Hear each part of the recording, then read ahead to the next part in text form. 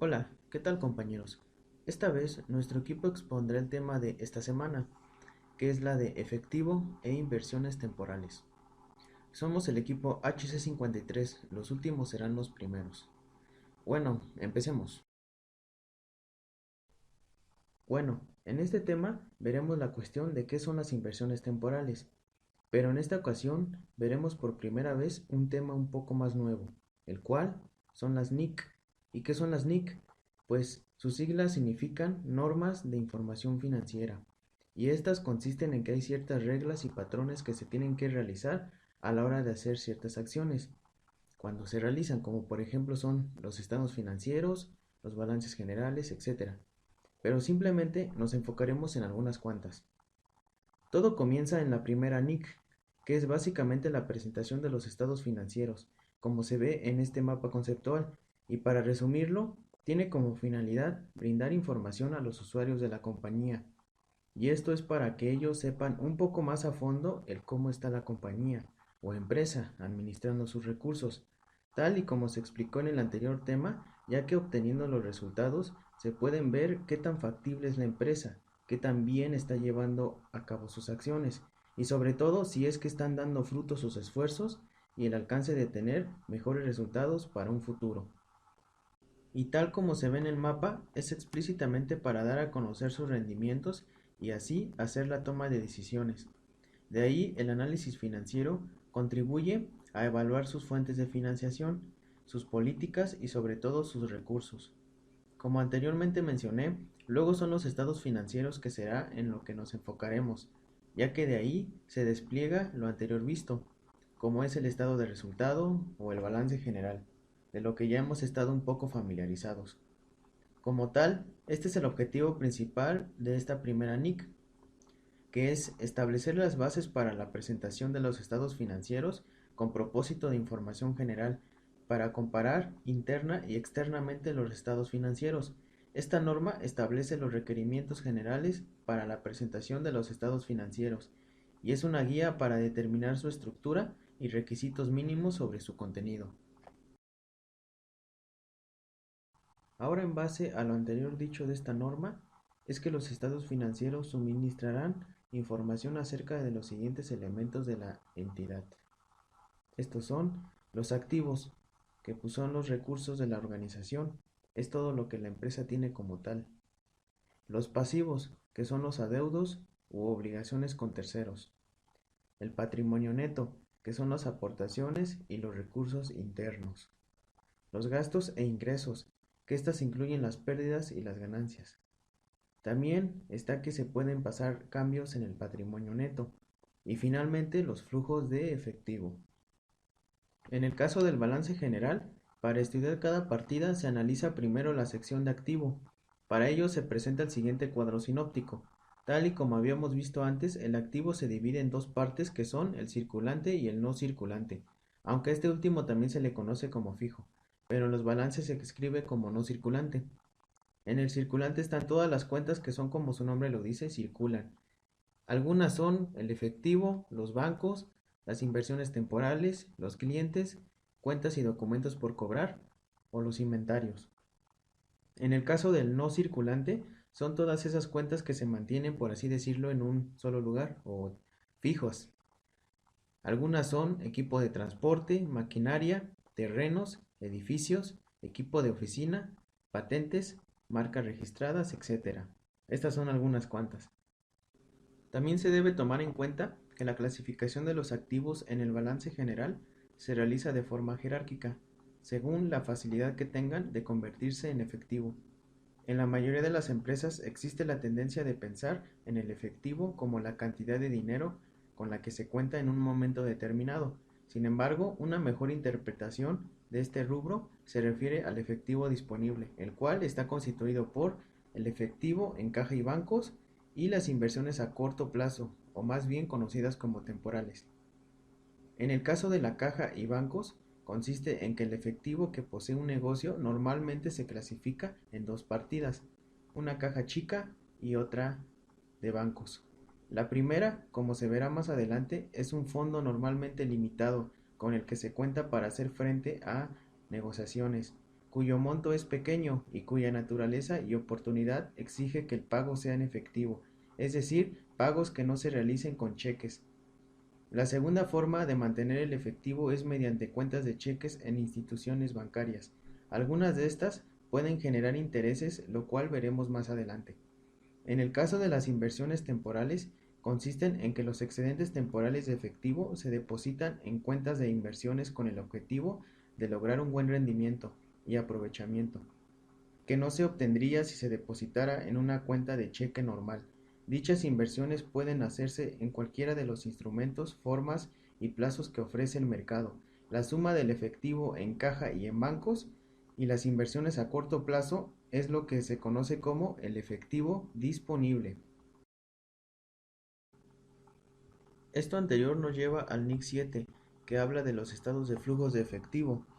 En este mapa conceptual resume rápidamente el NIC 7, que básicamente utiliza estos tres medios: las actividades de explotación, que son los indicadores clave para realizar nuevas inversiones y pagar dividendos, ya que sirven para pronosticar flujos de dinero en un futuro.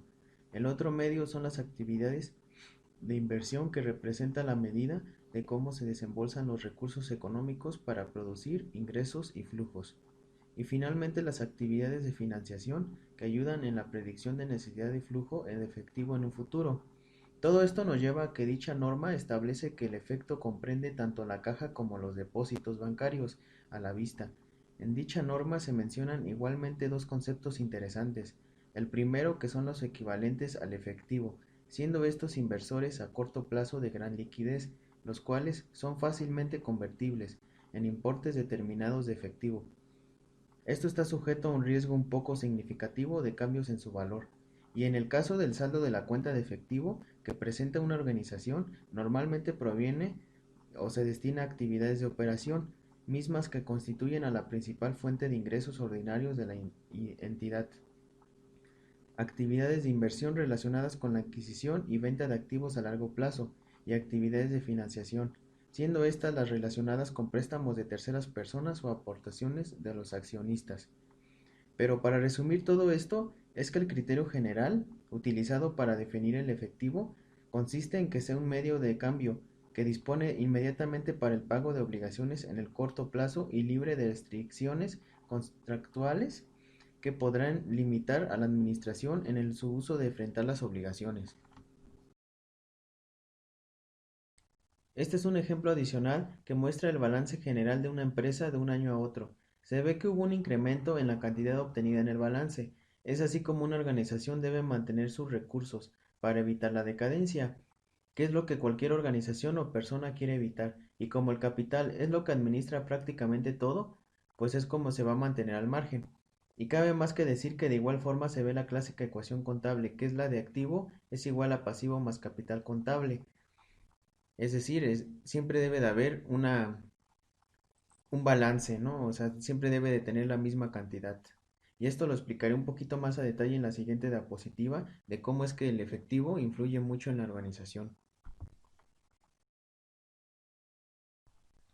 En base a lo que mencioné, que el efectivo es todo lo que mueve a la organización, este mapa conceptual resume cómo es el ciclo del dinero. Primero, en el efectivo pueden haber compras al contado. Estas pueden ser de crédito o de contado. Si es de crédito, se genera lo que es la cuenta de proveedores, y esta posterior hay una salida de efectivo mediante los pagos. Las compras generan una entrada de mercancía, lo que es el inventario, pero hay salida de mercancías cuando hay ventas, y como se dijo, pueden ser de crédito o de contado, pero siempre regresando a lo que es el ciclo de efectivo. En el efectivo también hay salidas que son gastos de operación, gastos de productos financieros, otros gastos y productos e impuestos, y con el ciclo de efectivo puede haber dos opciones, tanto excedente de efectivo o faltante de efectivo. En el caso del excedente de efectivo se generan las inversiones temporales, y dentro de estas se pueden invertir tanto de adquisición de activo fijo o también llamado activo no circulante. Estas pueden ser a través de pasivo a largo plazo o por medio del capital contable. En el caso del lado opuesto, que es el faltante de efectivo, que es básicamente es a través de un pasivo de corto plazo o de largo plazo. Y así es como funciona el ciclo del efectivo. Y te preguntarás cuál es la finalidad del ciclo. La administración del efectivo es de principal importancia en cualquier negocio, debido a que él es el medio para obtener mercancías y servicios. Se requiere una cuidadosa contabilización de las operaciones con efectivo, debido a que este rubro puede ser mal invertido. Todo este ciclo del efectivo nos lleva a que la administración del efectivo generalmente se centra alrededor de dos áreas, que estas son el presupuesto de efectivo y el control contable. El presupuesto de efectivo constituye una base fundamental de la función de planeación, ya que permite identificar los requisitos o sobrantes de efectivos en un periodo determinado. El control contable es necesario para asegurar que el efectivo se utiliza para propósitos propios de la empresa, es decir, cerciorarse de que no se desperdicie, se invierta mal o se robe. La administración es responsable del control y de la protección de todos los activos de la empresa, y esto fue lo que mencioné en la anterior diapositiva.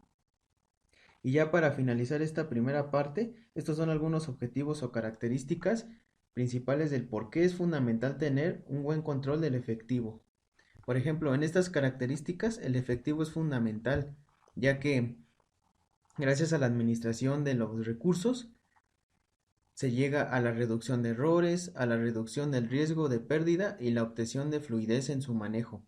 Exactitud y veracidad de resultados, exactitud de los registros, exactitud de la información financiera, exactitud en los pronósticos financieros, evitar fraudes y fomentar el acatamiento de las normas de la empresa. Pero bueno, esto se verá más a detalle en las siguientes diapositivas con las demás compañeras. Bueno, yo les voy a hablar sobre el control interno, el cual es bastante importante para el efectivo, porque este sí requiere de un sistema de control para prevenir robos, fraudes y el mal uso de él. Por ello también debe elegirse un método para poder registrar y depositar todas las recepciones que se hagan en efectivo y pagos que se hagan mediante cheques. Los principales propósitos del control interno, como lo mencionaba al inicio, son salvaguardar los recursos contra desperdicios, robos, fraudes e insuficiencias, promover la real y adecuada contabilización de la información relativa al efectivo, alentar y medir el cumplimiento de las políticas de la empresa y juzgar la eficiencia operativa de todas las divisiones de la empresa.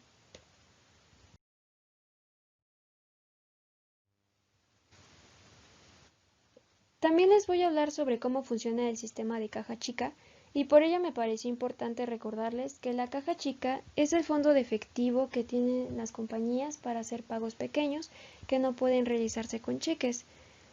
Comienza con la creación del fondo de caja chica, que es cuando se determina la cantidad que va a ser el fondo de caja y también debe asignarse a una persona como responsable. Esta persona debe tener disponible la totalidad del fondo en efectivo y debe tener comprobantes de los desembolsos que se hagan, pero de eso vamos a hablar en el inciso B.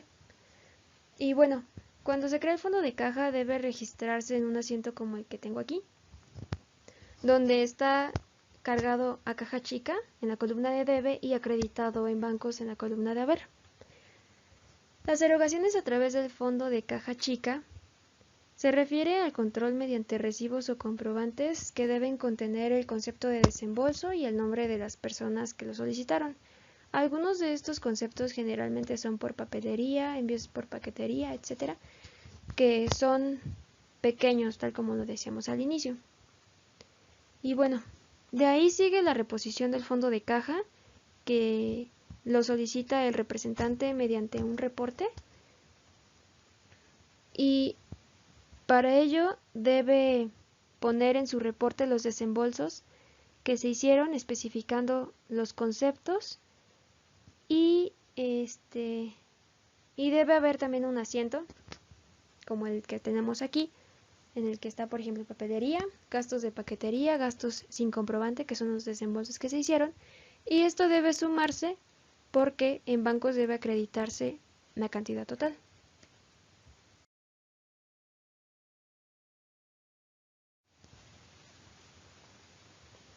Para el inciso D voy a hablar sobre el incremento o disminución del fondo de caja chica y me parece importante decirles que la cuenta de caja chica solamente se va a ver afectada cuando se desee incrementar o disminuir la cantidad que se estableció al inicio.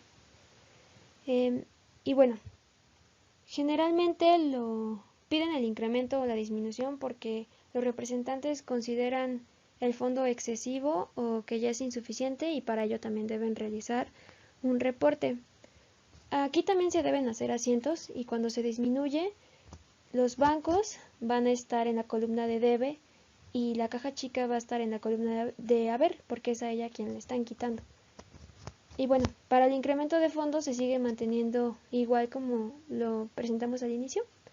La caja chica debe estarse cargando a caja chica en la columna de debe y acreditándose a bancos en la columna de haber.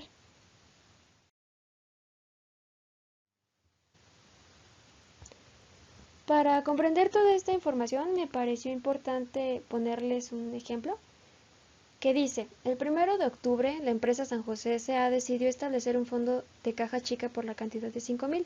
Carmen Fernández fue nombrada responsable del fondo de caja chica.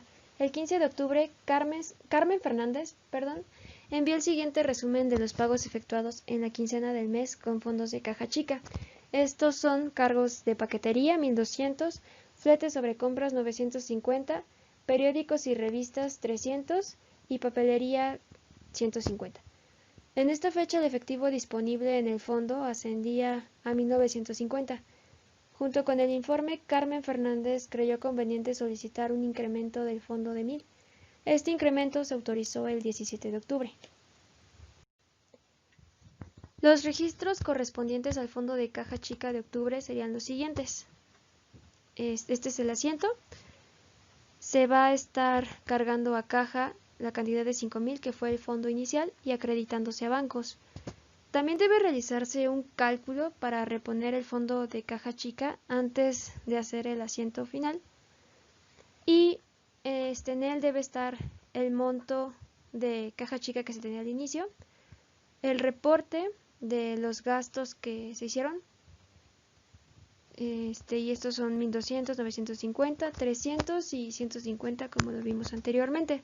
El total de pagos va a ser la suma de todos estos, y el efectivo que debería estar disponible es 2,400.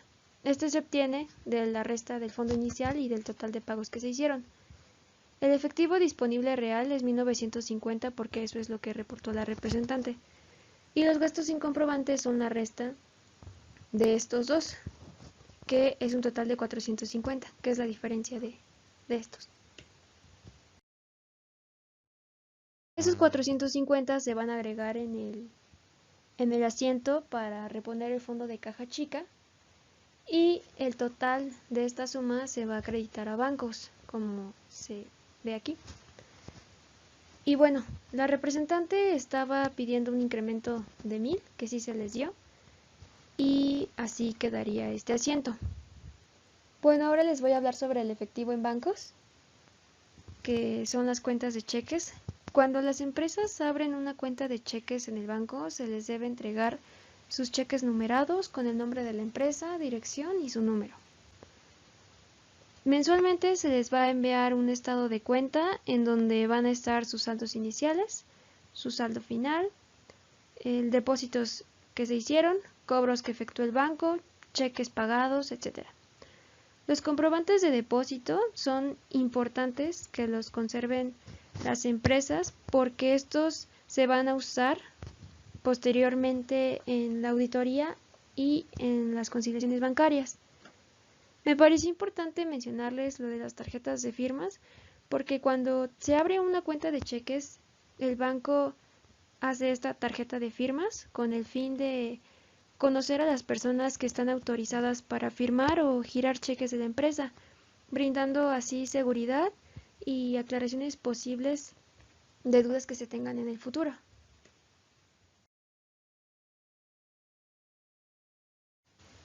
Conciliaciones bancarias. Bueno, la conciliación bancaria se hace para determinar la razón de cualquier diferencia que pueda existir entre el saldo del libro y el estado bancario. Para hacerla existen 3 formas diferentes, porque puede ser a partir de los saldos contables de la empresa, también puede ser con base en el saldo del estado del banco o por conciliación cuadrada. Esto es comprobando ambos saldos.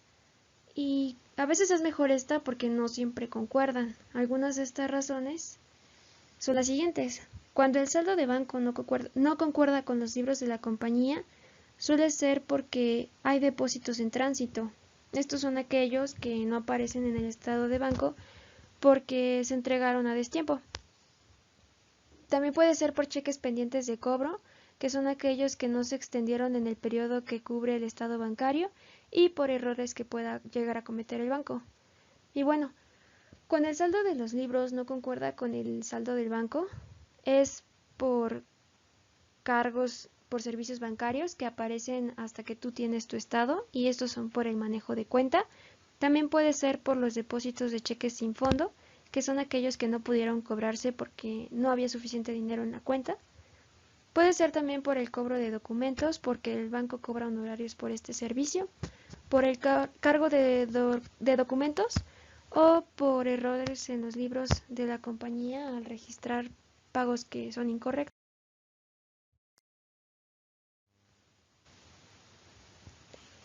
La conciliación del saldo en bancos se realiza de la siguiente manera.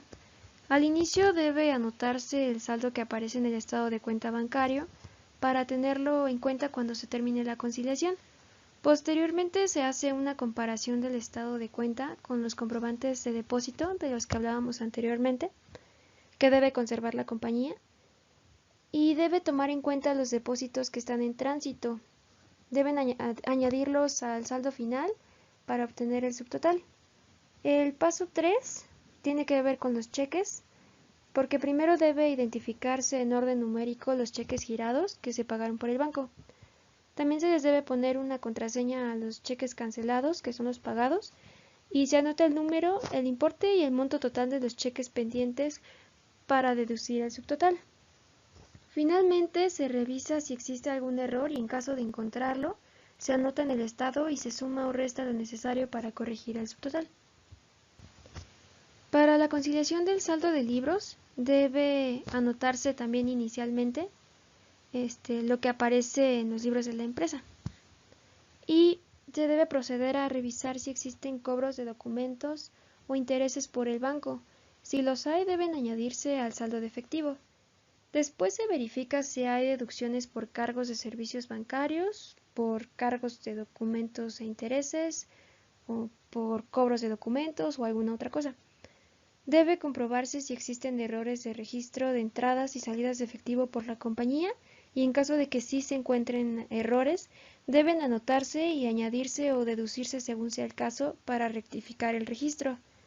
Finalmente, cuando se obtiene el total, debe comprobarse con el saldo bancario y estos deben ser iguales.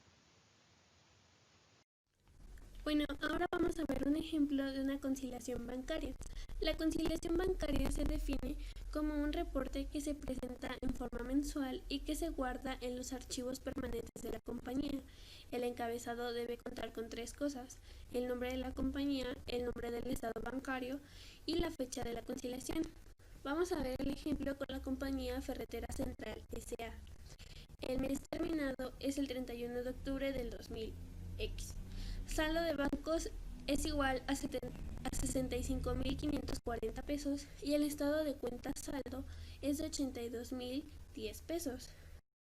Bueno, nos indica que después de analizar el estado recibido del banco y el saldo de los registros de la compañía, se determinó que los siguientes factores son las causas de las diferencias entre el saldo del banco y el de los libros, los cuales son las siguientes. La primera es que la compañía hizo un depósito de 25.000 pesos el 30 de octubre, el cual no se incluyó en el estado de cuenta del banco. La segunda, en el estado del banco había una deducción por un cheque de 15.000 pesos extendido por la Moderna S.A. El contador de compañía Ferretera Central S.A. avisó del error al banco para que se corrigiera la cuenta. El número 3. En el estado del banco no aparecerían 3 cheques extendidos por la compañía Ferretera Central S.A. registrados en los libros de la compañía. Estos cheques eran el 429 por el monto de 3.900, el 479 por 3.350 y el 497 por 8.050 pesos. También se recibió una nota de crédito junto con el estado de cuenta del banco por la cantidad de 85.000 pesos, correspondientes a un documento cobrado por el banco a un cliente de la Moderna S.A. más 1.750 de intereses. Y la quinta, el contador descubrió un error en los registros de la empresa. El cheque número 480 por el monto de 4.725 extendidos por la compañía La Moderna para pagar equipo de oficina comprado el 14 de octubre se registró como 4.257 pesos. El banco descontó el monto correcto de la transacción. La sexta nos indica que junto con el estado del banco se recibieron dos notas de cargo. Una era de 2.300 pesos por gastos de servicios bancarios y la otra de 1.050 correspondiente a los honorarios por cobro del documento de nuestro nombre. La número 7 y la final nos indica que junto con el estado devolvieron un cheque SF por 42.898 pesos. El cheque se había recibido de un cliente, J. Sánchez, para pagar su cuenta y fue depositado en la cuenta de cheques de la empresa. Con el estado se recibió una nota de cargo del banco informando que se habían descontado 18.700 pesos de la cuenta de la compañía debido a que el cheque carecía de fondos. Bueno, los puntos 1 y 2 se muestra que son adicionales, el punto 3 es una deducción del saldo de efectivo, los puntos 4 y 5 son adiciones y los puntos 6 y 7, que son los que tenemos arriba, son deducciones al saldo, como muestran los libros de la compañía. Enseguida se presenta la conciliación bancaria que elaboró la compañía Ferretera Central el 31 de octubre del año 2000X. Posteriormente nos encontramos con la tabla donde tenemos todos los datos que se nos dan registrados. El saldo según los bancos es de 82.010 pesos, como se muestra aquí. Y aquí tenemos que los depósitos del tránsito es igual a 25.000 pesos y el cheque de La Moderna deducido por error es de 15.000, el cual nos da un total de 40.000 pesos que le vamos a sumar a la cantidad de acá arriba y nos daría un total de 122.010 pesos. Ahora vamos con el menos. Son los cheques pendientes de pago. Aquí tenemos los tres cheques. El de 429 que corresponde a 3.900 pesos. El número 479 que corresponde a 3.550. Y el número 497 que corresponde a 8.050 pesos. Nos da un total de 15.500 pesos. Lo cual le vamos a restar a la cantidad de 122.010 pesos. Y nos da un total de 106.510 pesos. Ahora, aquí tenemos reflejado también el saldo según los libros, que es 65.540. Y ahora vamos con el más, los documentos cobrados por el banco, 85.000 pesos, los intereses cobrados por el documento, que son 1.750, y el error del cheque registrado número 480, que es igual a 468 pesos. Nos da un total de 87.218 pesos. Ahora, vamos de nuevo con los menos. Los cargos por servicios bancarios son de 2.300 pesos. Los honorarios por cobro de documentos de 1.050 pesos. Y los cheques F del señor J. Sánchez, que son 42.898. Nos da un total de 46.248 pesos y el saldo de los libros conciliados es igual a 106.510 pesos, como se nos había mencionado anteriormente. Bueno, después de que se prepara la conciliación de la compañía Ferretera Central S.A., se anotan en el diario y se pasan al mayor los siguientes asientos. Para llevar la cuenta de bancos a su saldo correcto, es importante reiterar que solo se necesita hacer asientos por las adiciones o deducciones al saldo que aparece en los libros de la compañía. Cualquier cambio que se afecte el estado que aparece en el estado bancario debe corregirlo el banco. Aquí nos aparece la tabla con los asientos por corregir del saldo efectivo. Nos muestra la fecha, el detalle, lo que se debe y lo que debe haber. Aquí nos muestra octubre 31, bancos, documento por cobrar, intereses ganados y equipo de oficina. Para registrar el documento y los intereses cobrados por el banco y el error al registrar, el cheque número 480, el 14 de octubre por compra de equipo de oficina. Aquí vemos de nuevo los gastos varios, 3.350, los clientes 42.898 y los bancos con un saldo de 46.248. Para registrar los gastos por servicios bancarios de 2.300, los honorarios de 1.050 por cobro de documentos y el cheque sin fondos de 42.898 pesos. Bueno, ahora vamos a ver las normas de información financiera aplicables a la partida de efectivo. Para tener un panorama general sobre la importancia del efectivo en las organizaciones económicas, se presenta el siguiente cuadro que tenemos aquí a la derecha, referente a las normas de información financiera vigente a nivel internacional, comparándolas con las vigentes en México. Bueno, en este cuadro, que está muy completo, vemos que tenemos aquí las normas internacionales de información financiera y las normas mexicanas de información financiera, donde evidentemente vemos la comparativa que tienen entre sí. Aquí vemos el concepto y las reglas aplicables, que son estas tres. Tenemos la 1, la 2, la 3 y la 4. Bueno, ahora vamos con las inversiones temporales. La mayoría de las empresas elaboran un presupuesto de efectivo con el fin de conocer cuáles serán sus necesidades de efectivo y si requerirán de algún préstamo o bien si contarán con algún excedente. Bueno, nos da la definición de inversiones temporales, que es cuando el resultado es un excedente o sobrante. Lo más usual y conveniente es invertir temporalmente esos montos. A esas inversiones se les denomina las inversiones temporales y debemos de cumplir con dos requisitos fundamentales, los cuales son: las inversiones deben ser fácilmente convertibles en efectivo. La administración debe tener por objetivo convertirlas en efectivo dentro del ciclo formal de operaciones de la organización. Con el siguiente, costo de adquisición. Cuando se adquieren inversiones temporales, se efectúa un cargo a la cuenta de inversiones temporales y se abona a la cuenta de bancos de cantidad que representa el precio total de compra, incluyendo cualquier comisión que se haya pagado o casas de bolsa y cualquier impuesto que haya sido sujeto a la transacción. Tenemos que los requisitos para mostrar cada tipo de inversión son que el debe de tener el costo de adquisición, la fecha de la misma, el número de acciones, obligaciones, certificados o valores poseídos, así como el costo por unidad. También debe presentarse la información necesaria para determinar la ganancia o pérdida al vencer cada inversión. El siguiente son los instrumentos de inversión comunes, que nos dice que de acuerdo con el excedente de efectivo que se posea para invertir, así como el fin de que se persiga, existen varias opciones de instrumentos a corto plazo para el público inversionista. Veremos la primera, que son las sociedades de inversión. Estas instituciones son sociedades anónimas que emiten valores, que quieren decir acciones, las cuales adquieren el gran público inversionista, que son los socios.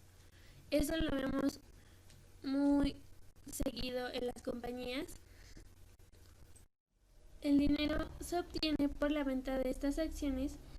El dinero que se obtiene por la venta de estas acciones se utiliza para la compra de acciones u otros valores de diferentes empresas industriales, comerciales, bancarias o de servicio. De esta manera, los valores que adquiere la sociedad de inversión constituyen su principal activo. Bueno, aquí vemos una imagen que nos da más claro el ejemplo. Los beneficios de una sociedad de inversión: se tiene una persona individual, que es el inversionista, y la sociedad de inversión, que es este conjunto de personas. Se diversifica la cartera, de lo que implica mayor rendimiento dado un cierto riesgo. Se da un acceso pleno a todo tipo de valores registrados. Y bueno, aquí vemos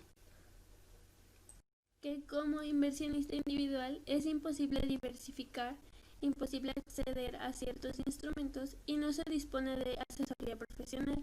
En cambio, una sociedad de inversión tiene un monto promedio de deuda para personas físicas de 1.153.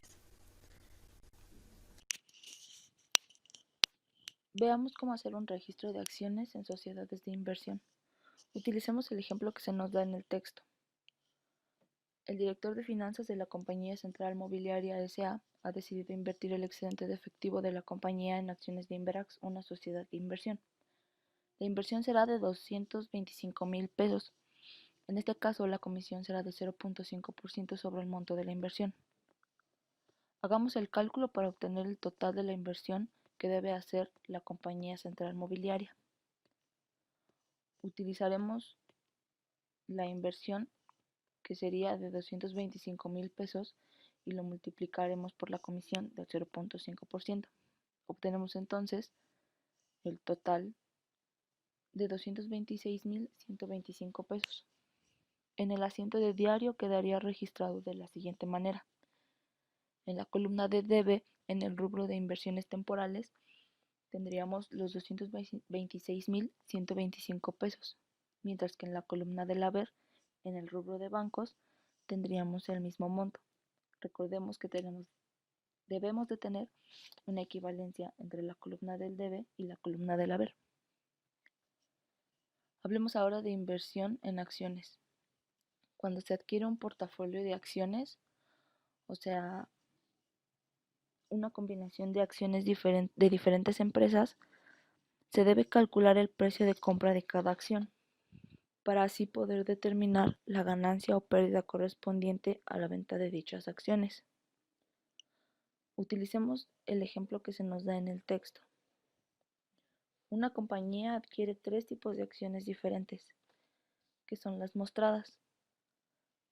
Se obtienen acciones de tres diferentes compañías: la compañía Beta, la compañía M y la compañía Sigma. Por cada operación de compra y venta, se debe de pagar una comisión del 0.3%. Para poder obtener el monto total invertido, debemos primero hacer el monto total por compañía. Como en el ejemplo pasado, haremos entonces el precio de las acciones de la compañía y la multiplicaremos por la comisión que se debe de dar. Por ejemplo, para la compañía Beta haremos la multiplicación de 277,500 por 1.003. Haremos la misma operación con las siguientes dos compañías y por último haremos una suma de las tres, obteniendo así el monto total invertido.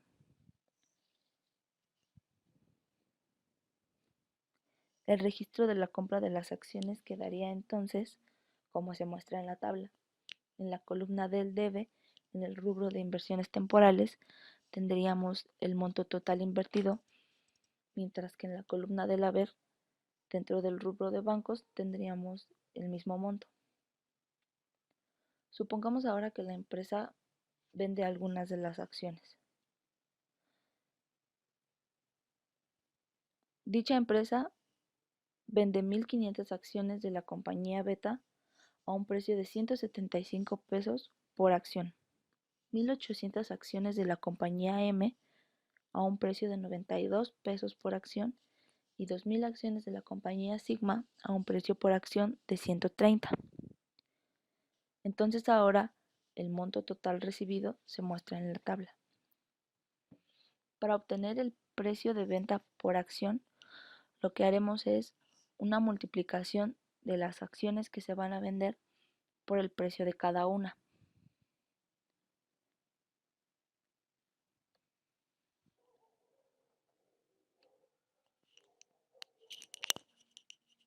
Para obtener el precio de compra de las acciones vendidas, haremos los cálculos que se muestran en la tabla.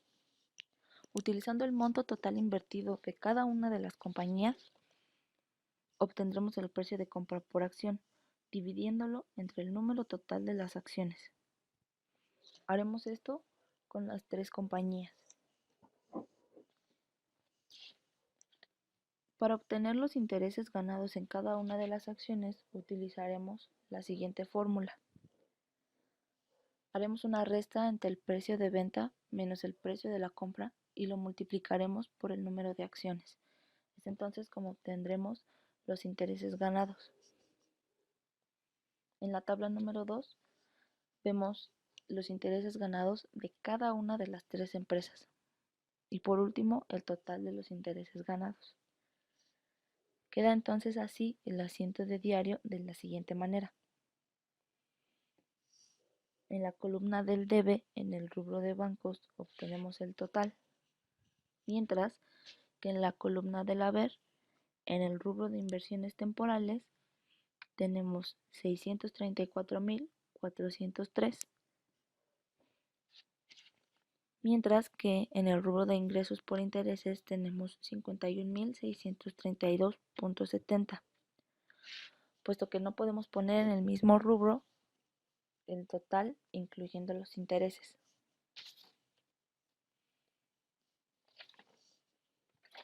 Los instrumentos gubernamentales.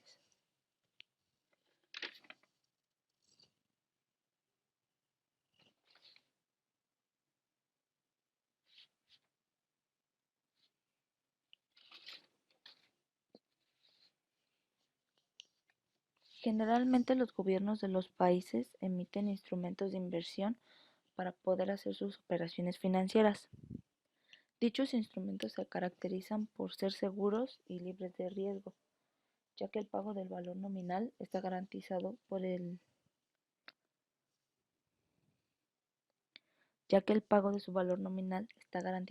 gobierno federal. En Estados Unidos se le conoce como Treasury Bills o T-Bills. El monto mínimo de inversión es de $1,000 y sus múltiplos. En este país existen diferentes tipos de plazos. En el caso de México, se le conoce como certificados de la tesorería o CETES. Su valor nominal es de 10 pesos y se negocia con base en una tasa de descuentos. ¿Qué quiere decir esto? Que al valor nominal se le resta un porcentaje para conocer su precio de compra.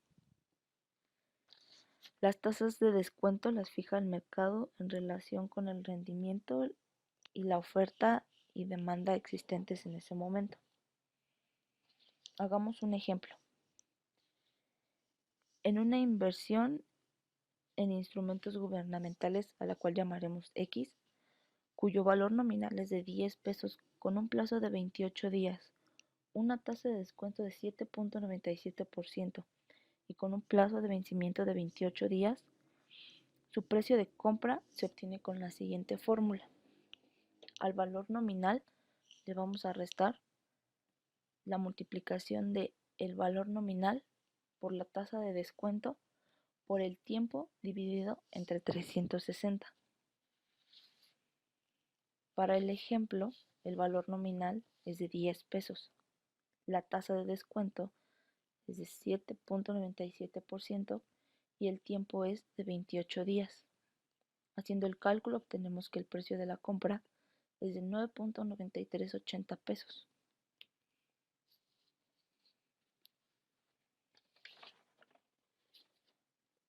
Los registros de inversión en instrumentos gubernamentales. Citaré el ejemplo dado en el texto. El 29 de abril del 2002, por decir algo, el licenciado Jorge Arteaga decide invertir los excedentes temporales de efectivo de la empresa América Central S.A. en instrumentos gubernamentales, ya que la compañía no requiere de ese dinero durante el próximo mes. La mejor opción de inversión a corto plazo en ese momento es el instrumento Y, a 91 días con una tasa de descuento de 8.35% anual.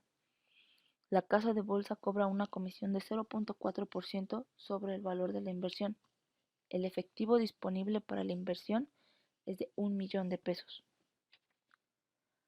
Haciendo el cálculo de la inversión utilizando la fórmula mostrada en la transparencia pasada, obtenemos que el precio de compra es de 9.7889 pesos. El costo de la inversión entonces es el precio de compra multiplicado por la comisión que se le debe dar, que es de 0.4%, obteniendo entonces que el costo de la inversión es de 9.8280.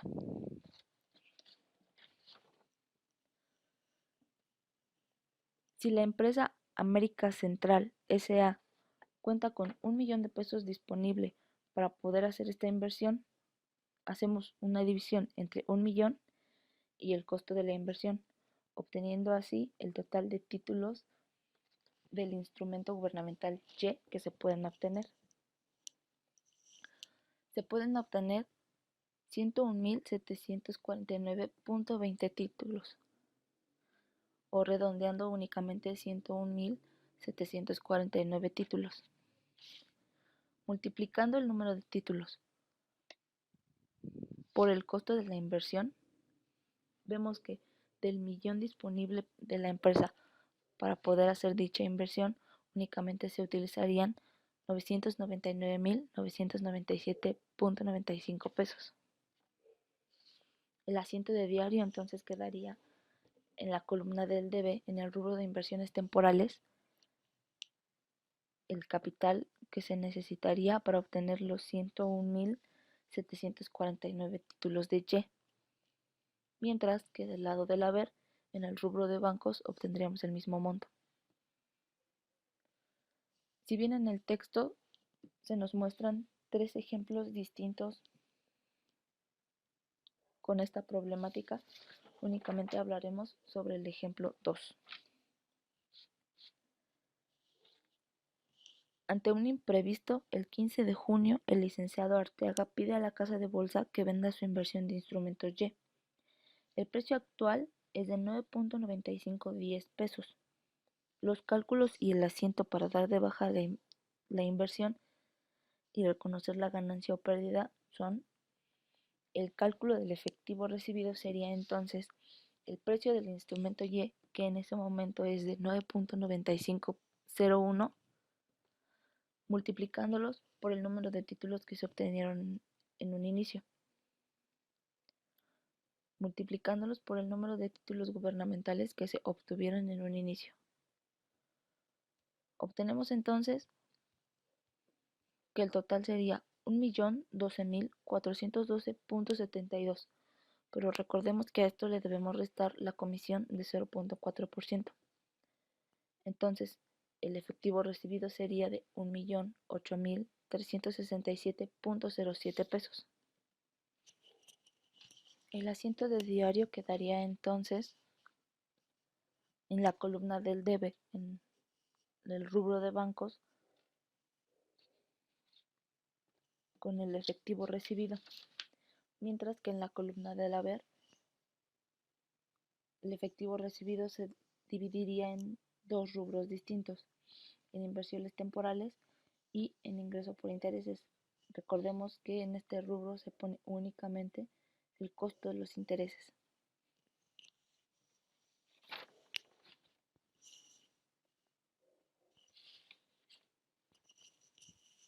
El siguiente tema sería normas de información financiera aplicables a inversiones temporales. Al igual que al efectivo, la partida de inversiones temporales se reconoce en las normas internacionales de información financiera y en la normativa de los países que todavía mantienen la propia.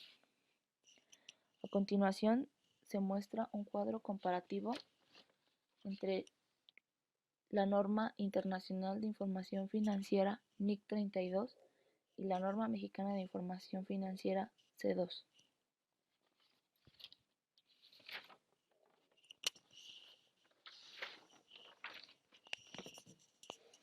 Si bien en esencia son prácticamente iguales, trataremos de realzar su pequeña diferencia. Mientras que para la norma NIC 32, las inversiones corrientes o equivalentes al efectivo son inversiones a corto plazo, fácilmente convertibles en importes determinados de efectivo. Para la norma C2, las inversiones temporales están representadas por valores negociables o por cualquier otro instrumento de inversión. La diferencia sería que para las normas internacionales el equivalente debe ser únicamente en efectivo, mientras que para las normas mexicanas El equivalente puede ser en efectivo o por cualquier otro instrumento de inversión.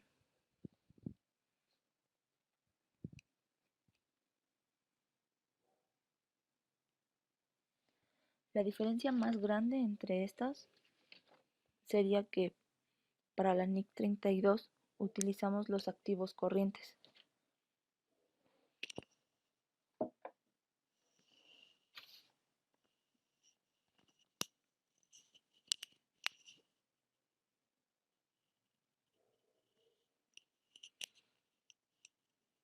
Que si bien son valores negociables de las empresas que son fácilmente cambiables a efectivos, por ejemplo, un coche,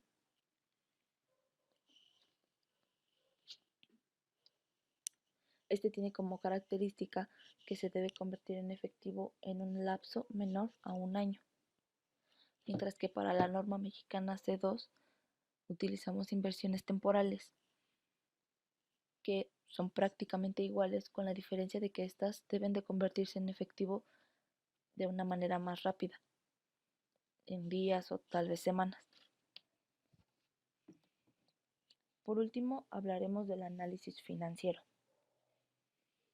Las partidas de efectivo e inversiones temporales tienen una relación con el análisis financiero de la liquidez, que es básicamente el cálculo de las razones de liquidez, específicamente con la razón circulante y la prueba del ácido. Veamos en la diapositiva que la fórmula para obtener la razón circulante es dividir a los activos circulares entre los pasivos circulares. Los activos circulares incluyen cuentas de efectivo, inversiones temporales, inventarios, cuentas por cobrar y otros activos con capacidad de generar efectivo. Los pasivos circulares o a corto plazo incluyen cuentas por pagar, porción de pasivos a largo plazo con vencimiento a corto plazo y otros pasivos a corto plazo. La razón circulante es la capacidad de una empresa para generar efectivo con el fin de cubrir sus compromisos. Por este motivo es por el cual no se incluyen partidas que no impliquen una entrada o una salida de efectivo. Por ejemplo, los pagos anticipados. Entre mayor sea el resultado de la razón circulante, existirá una mayor posibilidad de que los pasivos sean pagados, ya que la empresa contará con activos suficientes para poderlos convertir en efectivo cuando ésta lo necesite. Por otro lado, la prueba del ácido, en la diapositiva podemos apreciar su fórmula, que sería la resta entre activos circulantes menos el inventario dividido entre los pasivos circulantes.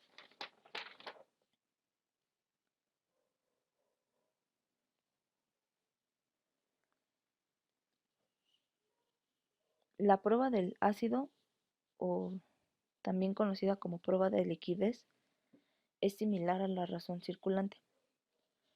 Su diferencia radica en que esta solo incluye partidas cuya conversión en efectivo es inmediata, por lo cual los inventarios no se consideran, ya que requieren más tiempo para poder convertirse en efectivo.